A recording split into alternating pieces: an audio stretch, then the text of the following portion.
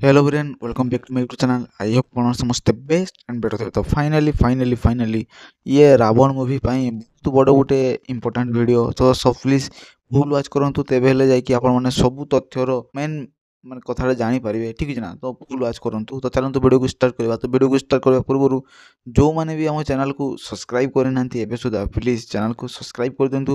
ପାଖରେ ଥିବା notification ବେଲ୍କୁ ଅନ୍ରେ click କରିକି ଭିଡ଼ିଓକୁ ବହୁତରୁ ବହୁତ ମାତ୍ରାକୁ ଲାଇକ୍ କରନ୍ତୁ। ସମସ୍ତେ ଜାଣିବା ଦରକାର ଯେ ରାବଣ ମୁଭି ଏଇ ଟାଇପ୍ର କିଛି ହେବା ପାଇଁ ଯାଉଛି କି ଏଇସବୁ ଜିନିଷ ଅଛି କି ପ୍ରତ୍ୟେକଟି ଜିନିଷ, ଠିକ୍ ଅଛି ନା। ତ ଚାଲନ୍ତୁ ଭିଡ଼ିଓକୁ ଷ୍ଟାର୍ଟ କରିବା। ତ ଫାର୍ଷ୍ଟ ଅଫ୍ ଅଲ୍ କହିବା ପାଇଁ ଚାହୁଁଛି ରାବଣ ମୁଭି 2 ବର୍ଷ ତଳେ ତା'ର ଟିଜର୍ ଆସିଥିଲା, ଯାହାକୁ ଲୋକମାନେ ଦେଖିକି ବହୁତ ଗର୍ବ, ବହୁତ ପ୍ରାଉଡ଼୍ ଆଉ ବହୁତ ଭଲ ପାଇବା ବି ମଧ୍ୟ ଦେଇଥିଲେ। ଆଉ ଲୋକମାନେ କହି ବି ଥିଲେ ଯେ ଇଏ ପ୍ରାୟ ଅନୁଭବ ମହାନ୍ତିଙ୍କ ଲାଇଫ୍ର ରିଲେଟେଡ଼୍ ଷ୍ଟୋରି, ଆଉ ସେ ତୀକ୍ଷ୍ଣ ଭାବରେ ଏଇ ମୁଭିଟାକୁ ବନାଉଛନ୍ତି ଆଉ ତୀକ୍ଷ୍ଣ ଭାବରେ ପ୍ରେଜେଣ୍ଟ କରିବେ, ଆଉ ତାଙ୍କର ଲାଇଫ୍ର ପ୍ରତ୍ୟେକଟି ଜିନିଷକୁ ସେ ତୀକ୍ଷ୍ଣ ଭାବରେ ଏ ମୁଭିରେ ନେଇକି ଆସୁଛନ୍ତି। ଲୋକମାନେ ଏଇଟା ମଧ୍ୟ କହିଥିଲେ। ତ ଡେଫିନେଟଲି ଭାବରେ ରାବଣ ମୁଭିର ଟିଜର୍ ଆସିଥିଲା 2 ବର୍ଷ ତଳେ। ତ ସେଇ ଟିଜର୍ରେ ତାଙ୍କର ଲୁକ୍ ବହୁତ ଭିନ୍ନ ଥିଲା, ଠିକ୍ ଅଛି ନା। ବେକରେ ଟାଟୁ, ହାତରେ ଟାଟୁ, ଚୁଟି ସବୁ କଟିଂ, ମୁହଁରେ ଦାଗ, ମାନେ ପୁରା କିଲର ଭଳିଆ ଅବସ୍ଥାରେ ସେ ଥିଲେ। ତାଙ୍କର ଗେଟଅପ୍ଟା ସେଇଭଳିଆ ଥିଲା। ସେ ପୁଣି ଜେଲ୍ରେ ଥିଲେ, ଆଉ ଲେଖା ହେଇଥିଲା ଯେ ନିଶା ନିଶା ନିଶା ନିଶା ନିଶା। ତ ଡେଫିନେଟ୍ ଭାବରେ ଜେଲ୍ରେ ଥାଇକି ପୁରା ସେ ମାନେ କି କୁହାଯିବ, ଯେଉଁ ଭଳିଆ ସିଏ ବଦଲା ନେବା ପାଇଁ ମାନେ ଜେଲ୍ ଭିତରେ ସେ ଥାଇକି ସବୁ ମାନେ ଇଏ କରୁଥିଲେ ଜିନିଷ ସବୁ ତାଙ୍କର ମନ ଭିତରେ ଚାଲୁଥିଲା ବା ତାଙ୍କର ପ୍ରତ୍ୟେକଟି ମାନେ ବ୍ଲଡ଼୍ରେ ଚାଲିଥିଲା, ଠିକ୍ ଅଛି ନା। ତ ତାକୁ ପ୍ରେଜେଣ୍ଟ କରିକି ବହୁତ ମାନେ ଖତରନାକ ଲେବୁଲ୍ରେ ସେ ଗୋଟେ ଏଇଭଳିଆ ଆଉଟପୁଟ୍ କାଢ଼ିକି ଦେଲେ ଅନୁଭବ ଭାଇ।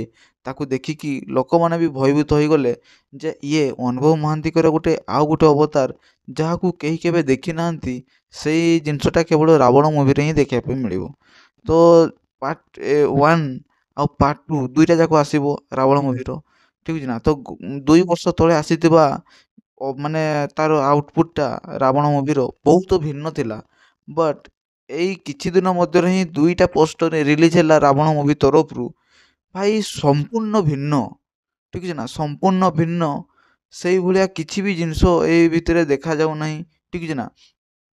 ସେଇଭଳିଆ କିଲର ବାଲା ଲୁକ୍ ବା ସେଇଭଳିଆ ମାନେ ଆକ୍ସନ୍ ମୋଡ଼୍ରେ ଥିବା ବା ସେଇଭଳିଆ ମାନେ ବଦଲାର ମାନେ ଗୋଟେ ମାନେ ଇଏ ଜିନିଷରେ ଥିବା ଭଳିଆ କିଛି ବି ଏଇସବୁ ଜିନିଷରେ ଦେଖାଯାଉ ନାହିଁ ଏ ଦୁଇଟା ପୋଷ୍ଟରରେ। ତ ତାକୁ ନେଇକି ଏଇ ଭିଡ଼ିଓଟା ମେନ୍ ମୁଦ୍ଦା ଅଛି, ଠିକ୍ ଅଛି ନା।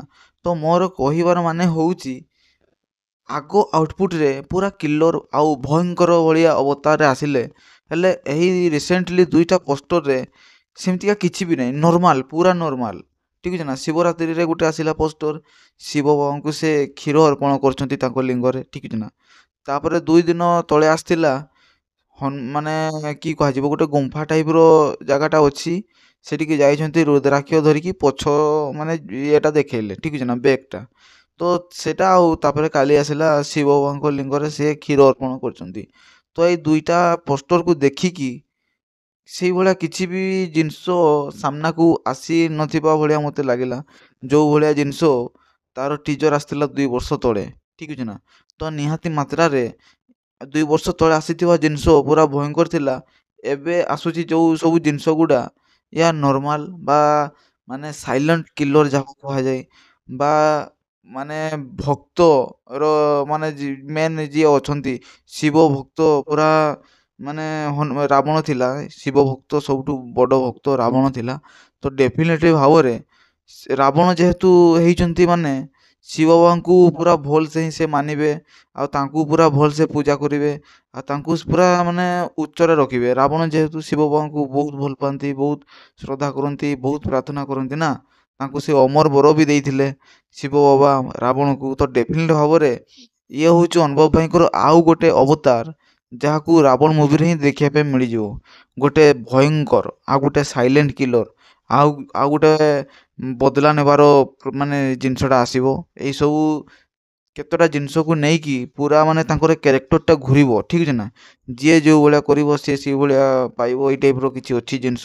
ତ ଡେଫିନେଟ୍ ଭାବରେ ମୁଁ ଭାବିଲି କି ଏଇସବୁ ଜିନିଷ ଆପଣଙ୍କୁ ସେୟାର କରିଦିଏ, କାହିଁକିନା 2 ବର୍ଷ ତଳେ ଆସିଥିଲା ଗୋଟେ ଜିନିଷ ସେଟା ଗୋଟେ ଅଲଗା ଥିଲା ଭିନ୍ନ ଜନର ଭଳିଆ ଲାଗିଲା ହେଲେ ଏବେ ଆସୁଛି ଜିନିଷ ଗୋଟେ ଆଉଟପୁଟ୍ ଗୋଟେ ପୋଷ୍ଟର ଗୋଟେ ଭିନ୍ନ ଲାଗୁଛି ତ ମୁଁ ଭାବିଲି ଯେ ଆପଣଙ୍କୁ ଜଣେଇଦେଲେ ଆପଣମାନେ ବି କିଛି ଜାଣିଥାନ୍ତୁ ଯାହାଫଳରେ ଆପଣମାନେ ବି ସେତେବେଳେ ମାନେ ନର୍ଭସ୍ ହେବେ ନାହିଁ କି ମାନେ ସେତେବେଳେ ଆପଣ ବି କିଛି ଟେନସନ୍ରେ ନଥିବେ ଠିକ୍ ଅଛି ନା ମୋର ଭିଡ଼ିଓ ବନେଇବାର ମୁଦ୍ଦାଟା ହେଉଛି ଏଇଟା ତ ଭିଡ଼ିଓକୁ କେମିତି ଲାଗିଲା ପ୍ଲିଜ୍ କମେଣ୍ଟ ମାଧ୍ୟମରେ ଜଣାନ୍ତୁ ଭିଡ଼ିଓକୁ ଲାଇକ୍ କରନ୍ତୁ ଭିଡ଼ିଓକୁ ସେୟାର କରନ୍ତୁ ଚ୍ୟାନେଲକୁ ସବସ୍କ୍ରାଇବ୍ କରିକି ପାଖରେ ଥିବା ନୋଟିଫିକେସନ୍ ଅନ୍ କ୍ଲିକ୍ କରିକି ଭିଡ଼ିଓକୁ ବହୁତ ମାତ୍ରାକୁ ଲାଇକ୍ କରନ୍ତୁ ଏବଂ ସେୟାର କରନ୍ତୁ ତ ଟେଲ୍ କରେନ୍ ବାଏ।